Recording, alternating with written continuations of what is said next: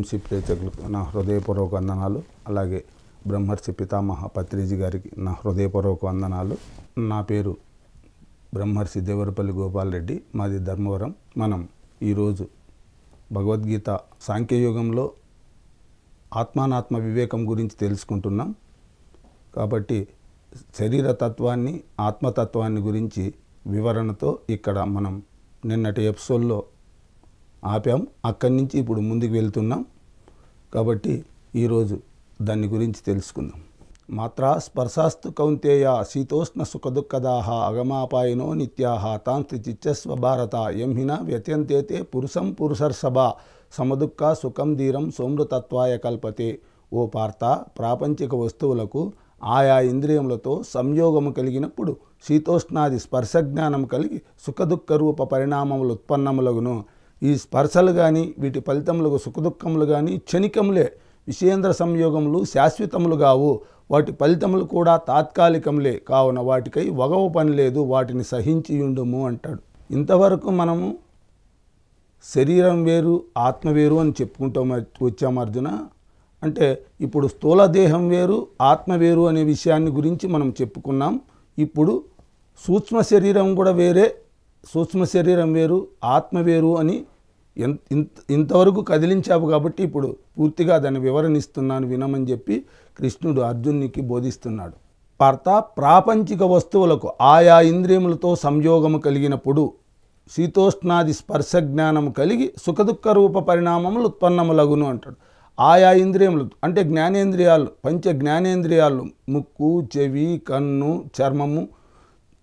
ఈ పంచ జ్ఞానేంద్రియాలకు పంచ విషయాలు శబ్ద, స్పర్శ, రూప, రస, గంధ.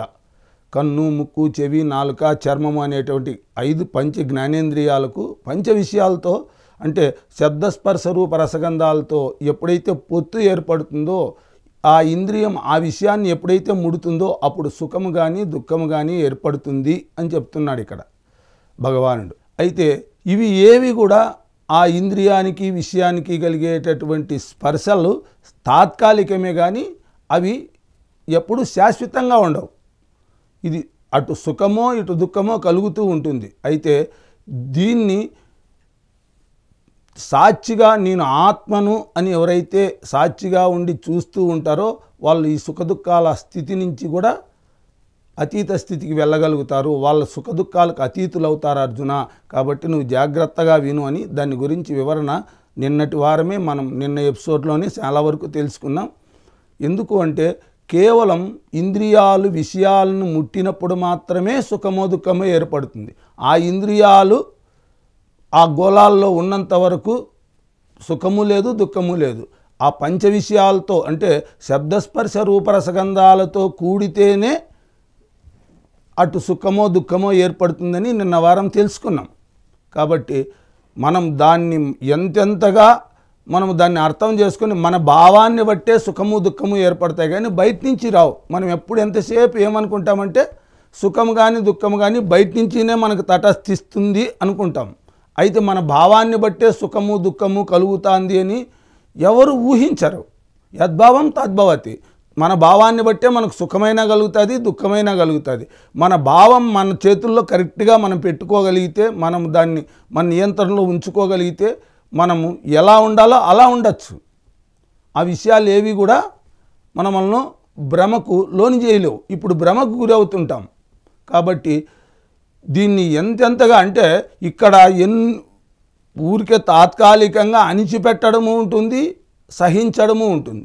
అణిచిపెట్టే వాళ్ళే చాలా ఉంటారు. సహించే వాళ్ళు అంటే సహనం అంటే అదేదో పశుసహనం కాకూడదు. బండికి గట్టిన ఎద్దు, బజార్లో కుక్క ఇలాంటివి కూడా ఓర్చుకుంటాయి. ఓర్పు కాదు మెయిన్ పాయింట్. వివేకంతో కూడిన సహనం కావాలి. బలవంతంగా అణిచిపెట్టిన సహనం కాదు. ఏదో అణిచిపెట్టుకొని సహనంగా ఉన్నట్టు ప్రవర్తించడం కాదు. వివేకంతో కూడిన సహనం కావాలి. వివేకంతో కూడిన సహనము అంటే ఈ సుఖము కానీ దుఃఖము కానీ ఇవి రాత్రి పగులు లాంటివి. రాత్రి వస్తే పగులు వస్తుంది, పగులు వస్తే రాత్రి వస్తుంది. ఇవి ఏకంగా ఒకే విధంగా ఉండవు. ఎప్పుడు అవి మార్పులు జరుగుతూనే ఉంటాయి. ప్రతి దాంట్లో కూడా మార్పులు సహజంగా జరుగుతూనే ఉంటాయి. కొంచెంసేపు నీకు ఏదైతే ఇప్పుడు సుఖకరంగా ఉందో అదే దుఃఖకరంగా మారచ్చు. ఇప్పుడు దుఃఖకరంగా ఏ విషయం అయితే ఉందో ఆ విషయమే సుఖకరంగా కూడా మారచ్చు. కాబట్టి మనము దాన్ని ఎంతెంతగా మనము దాని అవగాహన స్థితి కలుగుతుందో, దాని పట్ల వివేకం కలుగుతుందో అంతంతగా మనము దుఃఖాన్ని నుంచి దూరం అవుతాము. అంతగా దుఃఖానికి దూరంగా ఉండొచ్చు. ఎందుకంటే వివేకంతో కూడిన సహనము అన్నాడు. ఇక్కడ తితీచ్ఛ అంటే ఏదో బలవంతంగా ఓర్చుకోవడం కాదు. తితీచ్ఛ అంటే దాన్ని గుర్తెరిగి ఏదైనా ఇప్పుడు ఉంటుంది తర్వాత వెళ్ళిపోతుంది అనేటటువంటి గుణము కలిగితే వాడు సహనంగా సాక్షిగా ఉంటే ఆటోమేటిక్గా ఆ విషయాన్ని వెళ్ళిపోతూ ఉంటుంది. అరణ్యవాసం పాండవులు అరణ్యవాస కాలంలో శ్రీకృష్ణుడు వాళ్ళ దగ్గరికి ఒకసారి వెళ్ళాడు. పాండవుల దగ్గరికి వెళ్ళిన తర్వాత పాండవులతో పిచ్చాపాటిగా కొంచెంసేపు మాట్లాడిన తర్వాత ఇక నేను వెళ్ళొస్తాను ధర్మరాజా బావా అని చెప్పాడు. చెప్తే కృష్ణుడు అన్నాడు, వెళ్ళొస్తానని కృష్ణుడు అన్న తర్వాత ధర్మరాజు అన్నాడు, స్వామి మాకు అనుకోకుండా ఒక్కొక్కసారి విపత్కర పరిస్థితులు ఎదురైనప్పుడు ఆ దుఃఖాన్ని భరించేకి సాధ్యం అవ్వడం లేదు. ఒక్కొక్కసారి సుఖకర పరిస్థితులు కూడా అట్లే వస్తాయి. అప్పుడు పట్టుకోలేకున్నాము, ఈ దుఃఖ టైంలోనూ పట్టుకోలేకున్నాము. దీన్ని దాటేకి ఉపాయం ఏమైనా ఉందా అని అడుగుతాడు. అంటే కృష్ణుడు సరేనని చెప్పి ఆయన పూర్తిగా ఒక పేపర్లో రాసిచ్చి ఒక పేపర్ ఇస్తాడు చేతికి. చేతికి ఇచ్చి దీన్ని నీకు ఏదైనా కష్టకాలం వస్తే తప్ప దీన్ని విప్పద్దు. నీకు పూర్తిగా ఒక సుఖం వచ్చిందనుకో, తట్టుకోలేను, ఈ సుఖానికి కూడా తట్టుకోలేకపోతాను, ఉబ్బి తబ్బిబ్బి అవుతున్నాను అన్నప్పుడు మాత్రమే ఆ పేపర్ తీసి చదువు. లేదంటే పూర్తి కష్టం వచ్చింది ఇంక దీనికి తట్టుకోలేకపోతున్నాను అన్నప్పుడు మాత్రమే ఈ పేపర్ విప్పు, అంతవరకు విప్పద్దు, పెట్టుకో అని చెప్పి ఆయన చేతికి ఇస్తాడు. ఇచ్చిన తర్వాత విపరీతమైన కష్టం వస్తుంది. ఒకసారి కష్టం వచ్చినప్పుడు ఇక తట్టుకోలేను అన్నప్పుడు ఇప్పి చూస్తాడు. దాంట్లో ఏముంటుంది, ఇది దాటిపోతుంది అని ఉంటుంది. అంతే. నువ్వు సహనంగా ఉంటే ఇది దాటిపోతుంది. భగవంతుడు చెప్పిన తర్వాత అది తప్పే మార్గం లేదు కదా, వాస్తవమే ఉంటుంది కదా, సత్యమే ఉంటుంది. కాబట్టి కష్టం వచ్చింది, పొంగి పొర్లే కష్టం వచ్చినా అది కూడా దాటిపోయింది. మళ్ళీ ఒకసారి సుఖం కూడా వచ్చింది. అలాగే సుఖంలో కూడా నిరీక్షణ చేశాడు. అలా సుఖం కూడా దాటిపోయింది. ఈ సుఖ దుఃఖాలు అనేటివి ఎప్పుడూ శాశ్వతంగా ఉండవు. ఎందుకంటే ఒకటి వస్తే రెండోది వచ్చే గట్టిగా అవకాశం ఉంటుంది ఎవరికైనా. అయితే మనం ఏమనుకుంటామంటే మనం ఒకదాన్నే కోరతాము, ఒకదాన్ని వ్యతిరేకిస్తాము, ఒకదాన్ని అనుకూలిస్తాం.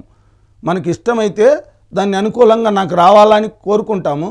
తర్వాత మనకు వ్యతిరేకంగా ఉంటే రాకూడదు అనుకుంటాం. రాకూడదు వచ్చినప్పుడు బాధ కలుగుతుంది, రావాలనుకుంది వచ్చినప్పుడు సంతోషము కలుగుతుంది. ఈ సుఖ సంతోషాలన్నీ రాగద్వేషాల వల్లే, అనుకూల వ్యతిరేక భావాల వల్లే కలుగుతాయి. కానీ వాస్తవంగా అవి అక్కడ సుఖము లేదు, దుఃఖము లేదు. మన భావంతో అక్కడ మనము భ్రమిస్తాము. ఆ భ్రమ వల్లే ఇది కలుగుతుంది.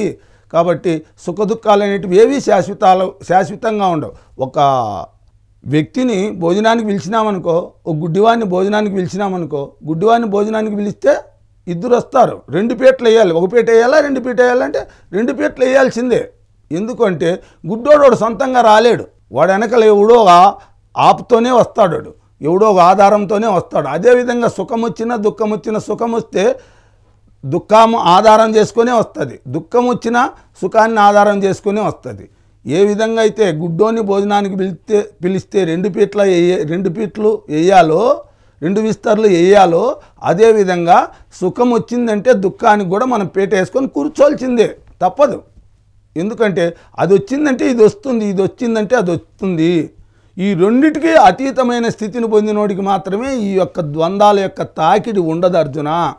ద్వంద్వ తాకిడి ఎక్కడ కలుగుతుందంటే ఆ వ్యతిరేక అనుకూల భావాల వల్లే కలుగుతుంది. కాబట్టి ఆ వ్యతిరేక అనుకూల భావాలు కాకుండా ఏదొచ్చినా ఓకే అని కలిగిన స్థితి కలగడమే ఆత్మజ్ఞానానికి, ఆనంద స్వరూపం పొందడానికి, స్వస్వరూప జ్ఞానం కలగడానికి ముఖ్యమైనటువంటి స్థితి అని చెప్పి ఈ శ్లోకంలో చాలా అద్భుతంగా చెప్తాడు భగవానుడు. ఇది ఎలా ఉంటుందంటే, ఇది ఒక కష్టం వచ్చిందనుకో, ఇప్పుడు ఎండ కాస్తుందని మనకు బయట పోకోకుండా ఉన్నాం కదా, దాన్ని వాడుకొని పోతాం కదా. దానికి ఆల్టర్నేషన్ ఏదో ఉంటుంది. గొడుగు పట్టుకుంటాం పోతాము, వర్షం వచ్చింది గొడుగు పట్టుకొని పోతాము. అలాగే ప్రయాణించాలి. ఇది ఎందుకంటే ప్రపంచం ఉన్నంత వరకు విషయాలు తప్పవు, జీవితం ఉన్నంత వరకు ఇంద్రియాలు తప్పవు. మనకు శరీరం ఉన్నంత వరకు ఇంద్రియాలు తప్పవు, ప్రపంచం ఉన్నంత వరకు విషయాలు తప్పవు. కాబట్టి దీన్ని తప్పించుకునేకి మాత్రం ఎట్టి పరిస్థితుల్లో కాదు, ప్రారంధం ఉన్నంత వరకు కష్టసుఖాలు తప్పవు. కాబట్టి మనం దీన్ని ముందుకు వెళ్తానే ఉండాల్సిందే. సముద్రపు టొట్టుకు పోయి నేను నా అలలుడిగినాక స్నానం చేస్తాను అంటే ఎలా కుదరదో, అదేవిధంగా మనం కూడా నేను కష్టము వస్తే నేను ముందుకు వెళ్ళలేను, సుఖం వస్తే నేను ముందుకు వెళ్ళలేను అనేక లేదు జీవితం. కష్టసుఖాలు ఆటోమేటిక్గా వస్తూనే ఉంటాయి, వాటిని సహించి ముందుకు వెళ్తూనే ఉండాల. నా సహనం వల్ల నాకేం ప్రయోజనం కృష్ణ అని అడుగుతావేమో, అది మామూలు ప్రయోజనం కాదు, గొప్ప ప్రయోజనము. ఆ సుఖదుఖాల తాకిడికి నువ్వు ఎప్పుడైతే ఇన్వాల్వ్ కాకుండా పూర్తిగా సహనంతో ఉంటావో, ఆ సహనం వల్లే నీ యొక్క చిత్తశుద్ధి నీకు కలుగుతుంది. ఆ చిత్తశుద్ధి వల్లే ఆత్మజ్ఞానం కలుగుతుంది. ఆత్మజ్ఞానం కంటే మించిన లాభం కానీ దానికంటే గొప్పది కానీ ఈ సృష్టిలో ఏదీ లేదు అర్జున అని చెప్పి ఆయన ఇక్కడ ఈ శ్లోకంలో బోధిస్తాడు. కాబట్టి సుఖదుఖాలు ఏవి కూడా శాశ్వతంగా ఉండవు. నువ్వు సుఖదుఖాలకు అతీతుడవు కా అర్జున. అది మామూలు లాభం కాదు, మామూలు అమృతం కాదు, అది మామూలు దేవతలు తాగే అమృతం కాదు. అది ఎందుకంటే నిరపేక్షకమే. దేవతలు తాగే అమృతం కూడా అది దానికి కూడా ఆ అమృతం తాగి ఆ అమృతం తెచ్చుకున్నోని కూడా భయమే, వాడు కూడా భయపడుతూనే ఉంటాడు. అయితే ఈ అమృతం వచ్చిందే, ఈ అమృతం ఉందే, ఈ ఆత్మానందం అనే అమృతం ఉందే, ఈ అమృతం ఒక్కసారి నీకు దక్కిందా త్రిమూర్తులు కూడా నీ నుంచి అపహరించలేరు. ఎందుకంటే మామూలు అమృతం దేవతలు ఎవడన్నా అపహరించకపోతాడని వాళ్ళకు భయమే. కాబట్టి వాళ్ళు కూడా భయపడుతూనే ఉండాల్సిందే. ఈ ఆత్మజ్ఞానము అనేటువంటి అమృతం, ఆనందం అనే అమృతం మనకు లభించింది అంటే ఒక్కసారి లభిస్తే సద్గురు ప్రసాదంతోనూ భగవత్ ప్రాప్తితోనూ మనకు ఒక్కసారి మనకు అది మన హస్తగతం అయిందంటే మనకు ఇక సుఖదుఖాల తాకిడి అనేదే ఉండదు అర్జున అని ఈ శ్లోకంలో చాలా అద్భుతంగా ఈ 2 శ్లోకాల్లో చెప్తూ వస్తాడు కృష్ణుడు. అని చెప్పి ఇది మామూలు ఎలా అంటే ఈ శరీరం వదిలేటప్పుడు ప్రతి ఒక్కడు భయపడతాడు. ఎందుకు భయపడతాడో అర్థం కాదు. ఎందుకంటే చూస్తూనే ఉంటాడు, ఏది శాశ్వతంగా ఉండదు. మనకు బాల్యము, యవ్వనము, వార్ధక్యము ఎట్లా మార్పులు చెందుతూ ఉంటుందో శరీరము, ఈ శరీరం ఎట్లా మార్పు చెందుతుంటుందో చావు అనేది కూడా ఒక మార్పే. కాబట్టి దాని గురించి భయపడవలసిన అవసరం లేదు అర్జున అని చెప్పి ఇక్కడ ఈ శ్లోకంలో చెప్తాడు. దేహినోస్మిన్ యథా దేహే కౌమారం యవనం జరా తథా దేహాంతర ప్రాప్తి ధీరస్తత్ర నముహ్యతి. ఈ దేహమందు దేహికి బాల్యము, యవ్వనము, వార్ధక్యము ఎట్లో ఇంకొక శరీరంలో ప్రవేశించడం కూడా అట్లే. కాబట్టి ధీరులు దీని గురించి భ్రమ చెందరు, భయం చెందరు. ఎందుకంటే ధీరులకు పూర్తిగా డెఫినెట్గా తెలుసు శరీరంలో బాల్యం నుంచి యవ్వనానికి ఎట్లా మార్పు జరుగుతుందో, యవ్వనం నుంచి వార్ధక్యం ఎట్లా కలుగుతుందో, ఈ మార్పులు ఎలా ఉంటాయో, చావనేది ఈ శరీరం వదలడం కూడా ఒక మార్పే అని వాళ్ళకు పూర్తిగా స్థిరంగా తెలుసు. కాబట్టి వాళ్ళు ధీరులకు భయం కలగదు అని చెప్పి కృష్ణుడు ఈ శ్లోకంలో చెప్తాడు. అడుగుతాడు, అర్జున నీకు బాల్యంలో ఒక విషయాన్ని గురించి చెప్పంటే, బాల్యంలో మేమున్నప్పుడు ద్రుపద మహారాజును పట్టి తెమ్మని మా గురువుగారు ఆజ్ఞాపిస్తే ద్రుపదరాజును పట్టి తెచ్చిచ్చి మా గురువుకు సమర్పించాను. అది నాకు జ్ఞాపకం ఉంది కదా, ఆ విషయం ఇప్పుడు ఉందా అని అడుగుతాడు. ఇప్పుడు ఆ విషయం లేదు అంటాడు. తర్వాత యవ్వనంలో ఉన్నప్పుడు ఒక విషయాన్ని గురించి చెప్పు అంటాడు. యవ్వనంలో ఉన్నప్పుడు నేను సుభద్రను అపహరించి తెచ్చి పెళ్లి చేసుకున్నాను, ఆ విషయం నాకు గుర్తుంది అంటాడు. ఇప్పుడు ఆ విషయం ఉందా అంటే ఆ విషయం లేదు. ఆ విషయాన్ని అనుభవించి నువ్వు ఉండవా లేదా? ఉండా. కాబట్టి ఆ విషయం అయితే లేదు, కానీ ఆ నువ్వు మాత్రం ఉండవు. అప్పుడు ఉన్నావు, బాల్యంలోనూ ఉన్నావు, యవ్వనంలో ఉన్నావు, తర్వాత వృద్ధాప్యంలో కూడా ఉంటావు, తర్వాత ఈ శరీరం వదిలినా ఉంటావు. ఈ ఆత్మకు చావు లేదు అని నిర్ధారణ చేసి చెప్పాడు. ఇక్కడ దేహినోస్మిన్ యథా దేహే కౌమారం యవనం జరా తథా దేహాంతర ప్రాప్తి ధీరస్తత్ర నముహ్యతి.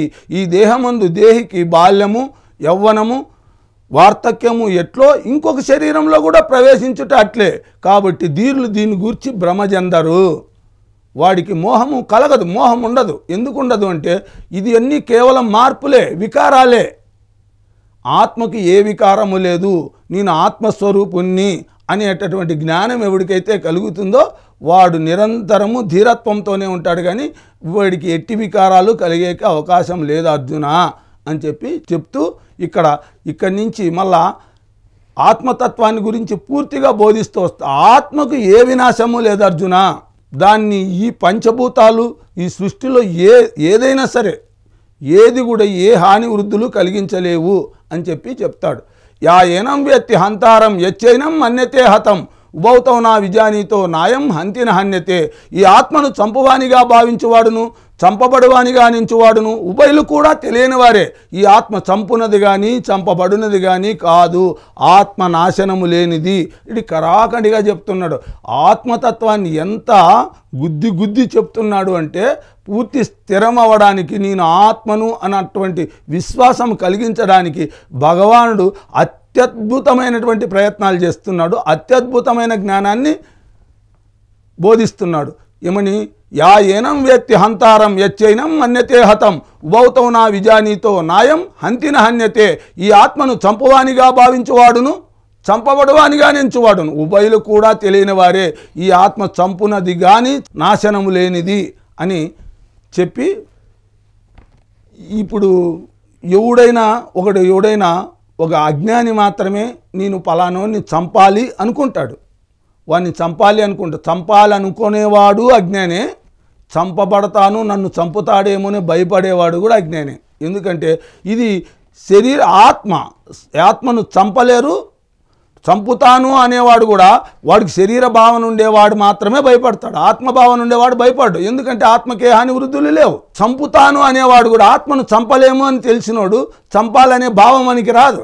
ఈ చంపాలనే భావం కానీ చస్తాననే భావం కానీ ఈ రెండు భావాలు ఉదయించే ఎవరికైనా లోపల నుంచి ఉదయిస్తున్నాయి అంటే వాడు అజ్ఞాని అని పూర్తిగా కరాఖండిగా చెప్తున్నాడు కృష్ణ భగవానుడు. ఎందుకంటే ఆత్మ చంపునది కానీ చంపబడినది కానీ కాదు, ఆత్మ నాశనము లేనిది అని చెప్పి ఇక్కడ ఒకసారి ఒక ముద్దాయికి ఒక నేరస్తునికి శిక్ష వేస్తాడు జడ్జి. కోర్టుకు వెళ్ళిన తర్వాత వాడు కూని కేసులో వెళ్తాడు. అంటే ఒక మనిషిని చంపి అక్కడ కోర్టుకు వెళ్తే కోర్టులో జడ్జి గారు ఒక తీర్పు ఇస్తాడు. ఏమని? నీకు ఉరిశిక్ష అని. ఉరిశిక్ష అన్నప్పుడు లాస్ట్ ఫైనల్లో వాళ్ళు అడుగుతారు, నీ ఆఖరి కోరిక ఏమైనా ఉంటుందా అని జడ్జిలు. నీ ఆఖరి కోరిక ఏమైనా అడిగాడు. ఉరిశిక్ష వేసినోనికి ఖచ్చితంగా ఆఖరి కోరిక ఏమైనా అడుగుతారు. ఆఖరి కోరిక అంటే నా ఆఖరి కోరిక నువ్వు మన్నిస్తావా అంటే అది వీలైందైతే మన్నిస్తాను అన్నాడు. అంటే భగవద్గీత పైన నీకు విశ్వాసం ఉందా, నమ్మకం ఉందా అంటాడు. భగవద్గీత పైన నాకు పరిపూర్ణ విశ్వాసం ఉంది. అందుకే కదా గీత మీద ప్రమాణం చేసి ఇక్కడ వ్యవహారం అంతా మేము చేస్తాము. కాబట్టి సాక్ష్యాలను పలికించేటప్పుడంతా, సాక్ష్యాలు చెప్పించేటప్పుడు కూడా భగవద్గీత మీద ప్రమాణం చేసి అంతా సత్యాన్నే చెప్తాను, అసత్యాన్ని చెప్పను అని ప్రమాణం చేపించే ఈ వ్యవహారం నడిపిస్తాం. కాబట్టి దానిపైన నాకు విశ్వాసం, నీకు విశ్వాసం ఉంది కదా. భగవద్గీతలో ఏం చెప్తాడో తెలుసా భగవద్గీత గురించి అంటే కొంతవరకు తెలుసు అంటాడు. అట్లయితే దాంట్లో ఒక శ్లోకం ఉంది తెలుసా? సాంఖ్యయోగంలో ఒక శ్లోకం ఉంది. ఏమని? యా ఏనం వ్యక్తి హంతారం యచ్చైనం మన్యతే హతం ఉభౌతం నా విజానీతో నాయం హంతిన హన్యతే. ఈ ఆత్మను చంపువానిగా భావించువాడును చంపబడువానిగా నించువాడును ఉభయులు కూడా తెలియని వారే. ఈ ఆత్మ చంపునది కానీ చంపబడినది కానీ కాదు అని. కాబట్టి చంపేవాడు నువ్వు కాదు, సచ్చేవాడు నువ్వు కాదు అని కృష్ణుడు కరాఖండిగా చెప్పాడు. అటువంటి భగవద్గీత పైన విశ్వాసం ఉండేటటువంటి నేను ఆత్మనే, అతడు ఆత్మే. ఈ ఆత్మను చంపగలుగుతుందా? ఆత్మను చంపలేదు అనే విషయం క్లియర్గా కనపడుతుంది మనకు భగవద్గీతలో. తర్వాత నేను చంపినానని నువ్వెట్లా శిక్షేస్తాండావు అంటాడు. ఇప్పుడు నువ్వు చంపినావు అని ఎవరు చెప్పినారు? నీ శరీరం వాని శరీరాన్ని చంపింది, వాని శరీరం పోయింది, వాడు చచ్చింది, నువ్వు చంపినోని శరీరం పోయింది, తర్వాత చంపిండేది నువ్వు. ఇప్పుడు శిక్షేసేది కూడా నా శరీరం కాదు. అప్పుడు చంపింది నీ శరీరము, చచ్చింది వాని శరీరము, ఇప్పుడు శిక్షేసేది కూడా నీ శరీరానికే, ఆత్మకు కాదే. ఆత్మ చంపలే, చావలే. ఇక్కడ శిక్షేసేవాడు కూడా ఆత్మ కాదేసేది, ఇక్కడ ఈ శరీరం వేస్తుంది. నీ శరీరం తప్పు చేసింది కాబట్టి నీ శరీరానికి ఈ శరీరం తప్పుకు శిక్షేసింది కానీ నీకు కాదు అని చెప్తాడు. అలా ఈ విషయంలో ఆలోచన చేయాల్సిన అవసరం లేదు అని చెప్తున్నాడు భగవానుడు. ఎందుకు? ఆత్మకు చావు లేదు, పుట్టుక లేదు, లాభము లేదు, నష్టము లేదు. కాబట్టి సుఖము లేదు, దుఃఖము లేదు, దీని గురించి చింతించాల్సిన అవసరం లేదు అర్జున అని చెప్పి, నజాయితే మ్రియతే వా కదాచిత్ నాయం భూత్వా భవితవానభూయ అజో నిత్య శాశ్వతోయం నహన్యతే హన్యమానే శరీరే అంటాడు. ఈ ఆత్మ సచ్చుట లేదు, పుట్టుట లేదు, ఒకప్పుడు లేకుండి ఇప్పుడు క్రొత్తగా ఉండువాడు కాడు. ఇతడు నిత్యుడు, శాశ్వతుడు, పురాతనుడు. ఈ శరీరం చంపబడినను ఇతడు చంపబడుట లేదు. ఇక్కడ ఇంకా క్లారిటీ ఇస్తున్నాడు. నజాయితే మ్రియతే వా కదాచిత్ నాయం భూత్వా భవితవానభూయ అజో నిత్య శాశ్వతోయం నహన్యతే హన్యమానే శరీరే. ఈ ఆత్మ సచ్చుట లేదు, పుట్టుట లేదు, ఒకప్పుడు లేకుండి ఇప్పుడు క్రొత్తగా ఉండేవాడు కాడు. ఇతడు నిత్యుడు, శాశ్వతుడు, పురాతనుడు. ఈ శరీరము చంపబడినను ఇతడు చంపబడుట లేదు అని చెప్తున్నాడు. అంటే ఒకప్పుడు లేకుండా ఇప్పుడు ఆత్మ అనేది కాలాలు మారుతాయి, దేశాలు మారుతాయి, రకరకాల అన్ని దానిలకు మార్పులు ఉంటాయి, కానీ విషయాలు మారుతాయి, ఎన్నో మార్పులు జరుగుతూనే ఉంటాయి. అయితే ఆత్మకు మాత్రం ఏ మార్పు లేదు అర్జున. ఎప్పుడు ఉండున్నది, ఎప్పుడు కాదు ఉండున్నది. ఎప్పుడు అంటే ఒకప్పుడు లేకుండా ఇప్పుడు ఉన్నట్టు అనుకుంటారేమో. ఉండున్నది అంతే. అది శాశ్వతం, అది నిత్యం. నిత్యం అంటే నిరంతరము ఉండేటటువంటిదే. దానికి ఏదో పుట్టుక లేదు, చావు లేదు. దానికి ఏమాత్రం కూడా దానికి టైం లిమిట్ లేదు, కాలము లేదు, కాలాతీతం. అది కాలానికి, ఇవన్నీ కాలానికి లోబడి ఉండేటటువంటి దానిలకు మాత్రమే ఇప్పుడు పుట్టుక, రేపు చావు ఉంటుందేమో. అంటే కాలానుగుణంగా కాలంలో అన్ని మార్పులు చెందుతూ ఉంటాయి. కాలం అన్నిటినీ హరిస్తూ ఉంటుంది. సృష్టిలో ప్రతి విషయాన్ని హరిస్తుంది. అయితే ఆత్మను మాత్రం ఏమాత్రము అది కాలానికి కూడా అందదు, అది కాలాతీతము. కాబట్టి నువ్వు దిగులు చెందాల్సిన అవసరము లేదు అర్జున, నువ్వు ఆత్మస్వరూపునివి అని ఆ పక్కాగా జ్ఞానాన్ని ఇస్తున్నాడు అని చెప్పి, ఇదంతా ఎలా ఉంటుందంటే ఈ శరీరాలు అనేటివి పాత బట్టలు వదిలేసి కొత్త బట్టలు వేసుకున్నంత ఈజీగా ఆత్మ ఎన్నో శరీరాలకు వెళ్తూ ఉంటుంది. తనకి ఇష్టమైంది, ఇప్పుడు నాకు ఇష్టమైంది ఈ డ్రెస్ వేసుకుంటా, ఇప్పుడు నాకు ఇది ఇష్టం లేదంటే ఇంకో డ్రెస్ వేసుకుంటా. ఈ వస్త్రంతో ఎంతవరకు ప్రయోజనం ఉంటే అంతవరకు దీన్ని నేను ఉంచుకుంటా, దీని ప్రయోజనం లేనప్పుడు తీసేస్తా, మళ్ళీ నాకు ప్రయోజనమైన వస్త్రాన్ని ఎలా నేను ధరిస్తా. అదేవిధంగానే ప్రతి జీవాత్మ కూడా తనకు అవసరమైన దాన్ని తీసుకుంటుంది, వాడుకుంటుంది, వదిలేస్తుంటుంది, తీసుకుంటూనే ఉంటుంది, వదిలేస్తూనే ఉంటుంది. కాబట్టి దీని గురించి వాసాంశ జీర్ణాన్ని యథావిహాయ నవాని గృహ్ణాతి నరోపరాని తథా శరీరాన్ని విహాయి జీర్ణ అన్యాని సంయాతి నవాని దేహి అంటాడు. మనుజుడు చినిగిన వస్త్రమును వదలి నూతన వస్త్రమును ఎట్లు ధరించుచున్నాడో ఆత్మ జీర్ణమైన శరీరమును వదలి కొత్త శరీరమందు ప్రవేశించుచున్నది. ఏం చెప్తున్నాడు ఇక్కడ? మనుజుడు చినిగిన వస్త్రమును వదలి నూతన వస్త్రమును ఎట్లు ధరించుచున్నాడో ఆత్మ జీర్ణమైన శరీరమును వదలి కొత్త శరీరమందు ప్రవేశించుచున్నది. డ్రెస్సులు ఏ విధంగా అయితే మనం అవసరమైనప్పుడు వేసుకొని ఏ విధంగా అవసరం లేదనుకున్నప్పుడు ఎలా వదిలేస్తామో అంతే సులభంగా వదిలేస్తున్నారు. కాబట్టి ఎప్పుడైతే మనం ఇది అర్థమవుతుందో ఇక దీని గురించి భయం చెంద. అర్జునుకు డౌట్ వస్తుంది, ఏమని? కృష్ణ పాత వస్త్రాన్ని వదిలి కొత్త వస్త్రమును ధరించుచున్నాడు అని చెప్తున్నావు. కొత్త వస్త్రానికి పాత వస్త్రానికి డిఫరెంట్. కొత్తది వదిలి పాతది వదిలి కొత్తది తీసుకుంటే పర్వాలే. అంటే పూర్తిగా వృద్ధాప్యం వచ్చిన తర్వాత ఇది పాతది అయిపోయింది శరీరాన్ని వదిలితే పర్వాలే. యువకులంతా ఆ శరీరాన్ని వదిలేస్తున్నారు. అంటే పాతది కాదు, కొత్త వస్త్రాలే వదిలేయాల్సిన పరిస్థితి ఏర్పడుతుంది. కొత్త వస్త్రాలే వదులుతున్నారు కదా. అట్లా నువ్వు అన్నట్లు అదే మనం నిజం అనుకున్నా పాత వస్త్రాలే కాదు కొత్త వస్త్రాలు కూడా వదిలేసిపోతున్నారే. అంటే నాయన నువ్వు మాట్లాడే మాట, నేను చెప్పే మాట వ్యతిరేకంగా నువ్వు భావిస్తున్నావు. నేను చెప్పుండేది కర్మతో జీర్ణమవుతుంది అని, నువ్వు కాలంతో జీర్ణమవుతుంది అనుకుంటున్నావు. కాలం కాదు దానికి డేటు, ఇన్ని సంవత్సరాలు ఇన్ని దినాలని కాదు. వాడు ఏ జీవి ఏ కర్మ తెచ్చుకున్నాడో వాడి పని అయిపోతానే దాన్ని వదిలేస్తాడు. ఆ శరీరంతో అవసరము తీరిందంటే అయిపోయింది. కర్మతో నేను 10 సంవత్సరాలు ఇక్కడ ఏదో నేర్చుకోవాలని వచ్చా, నేర్చుకోండి, అయిపోయింది, వదిలేసా. ఇప్పుడు మన పిల్లలను ఇంటర్మీడియట్ వరకు 10th వరకు మన ఊర్లోనే స్కూల్ ఉంటుంది. ఆ స్కూల్ కాలేజ్ అది అయిపోతానే కాలేజ్ చేర్చాలనుకున్నప్పుడు విజయవాడ గుంటూరు మంచి కాలేజ్ చూసి చేర్పిస్తాం. అక్కడ చేర్పించిన తర్వాత అక్కడ కాలేజీలో ఎన్నేళ్ళు ఉంటారు? ఇంటర్మీడియట్ అంటే 2 ఏళ్ళు ఉంటారు. 2 ఏళ్ళు టైం అయిపోయే లోపలే అక్కడ ఎంతోమందితో పరిచయాలు ఏర్పడతాయి, ఎంతోమందితో సహవాసాలు ఏర్పడతాయి, ఎంతోమంది ఫ్రెండ్స్ పూర్తిగా దగ్గర అవుతారు. అయినా అంత క్లోజ్ ఫ్రెండ్స్ ఉన్నప్పుడు మనము బయటికి రావడానికి ఇష్టం అనిపించదు. అయ్యో మనకంటే జూనియర్లు ఉంటారు, వాళ్ళు ఇంకో సంవత్సరం ఉంటారు, మనము సీనియర్లము, జూనియర్తోనే మనకు పరిచయం ఏర్పడింది బాగా. అయినా అట్లని చెప్పి అక్కడే ఉంటామా, ఇంటికి వస్తామా? మన పని అయిపోతానే, మన చదువు అయిపోయిందంటేనే ఇక్కడికి వెనక్కి వస్తామా, అక్కడే ఉంటామా? అక్కడ ఏడ్చుకుంటే ఏమన్నా కూర్చుంటామా? లేదా వాళ్ళు ఏడుస్తారా మనం పోతాడామని?